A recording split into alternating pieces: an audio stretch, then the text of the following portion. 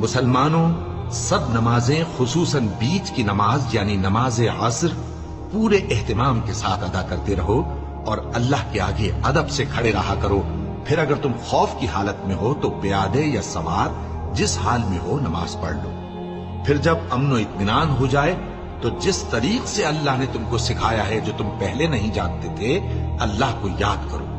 اور جو لوگ تم میں سے مر جائیں اور عورتیں چھوڑ جائیں وہ اپنی عورتوں کے حق میں وصیت کر جائیں کہ ان کو 1 سال تک خرچ دیا جائے اور گھر سے نہ نکالی جائے. ہاں اگر وہ خود گھر سے چلی جائیں اور اپنے حق میں پسندیدہ کام یعنی نکاح کر لیں تو تم پر کچھ گناہ نہیں. اور اللہ زبردست ہے، حکمت والا ہے. اور مطلقہ عورتوں کو بھی دستور کے مطابق نان و نفقہ دینا چاہیے. پرہیزگاروں پر یہ بھی حق ہے. اسی طرح اللہ اپنے احکام تمہارے لیے بیان فرماتا ہے تاکہ تم سمجھ